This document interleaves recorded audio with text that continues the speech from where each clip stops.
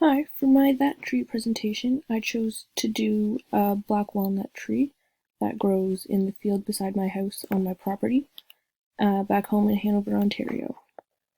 So for identification, you can see the bud here and the leaf scar being the little face circled in red, and zoomed up close here in the other photo. And you can see the gray hairs as well on the buds. So for this tree's form, from the picture of the view from the south, you can see that the two main stems lean dramatically to the west.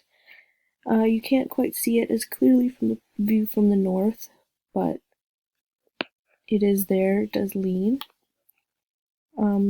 We have a pair of codominant stems partway up the tree. That's a fairly good union, pretty U-shaped, but it might grow included bark in the future. And down at the base there are 3 stems that have broken off in the past that have hit the ground and then continued growing upward. So here we have these split stems. So at the north of the tree we have one that has died.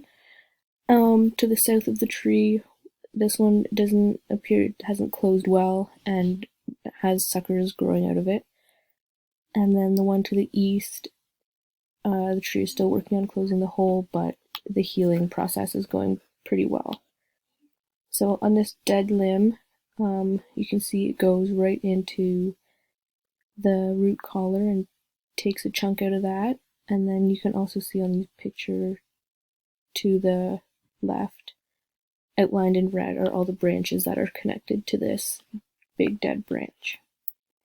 The root collar is in pretty good condition. It flares well and intact in areas on the base, but where the branches have split, it does take out some integrity there.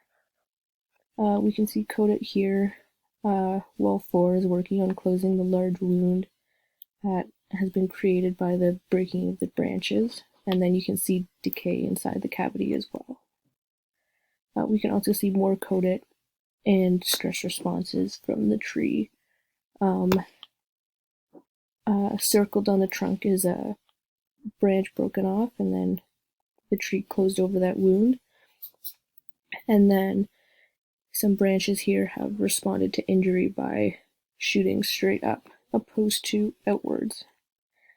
And then, once again, we have another one of these strange branches that have been modified from stress. And then here again we have the suckering that is coming out of the spots where the tree's been injured to try and make up for the damage that has been caused. And then this branch here is from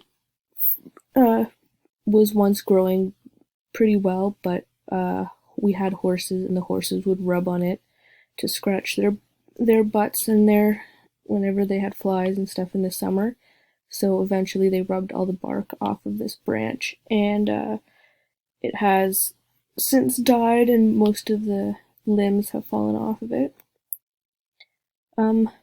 Overall, for a tree risk assessment, there aren't many targets since we don't have horses anymore. There are gardens to the west that the tree could potentially damage, but the likelihood of failure is high since there is the dead branch, and it could be potential damage in the center of the tree caused by the breaking branches. Final recommendations include a crown clean and a removal of all the dead branches, and reduce activity around the tree just to prevent any further damage.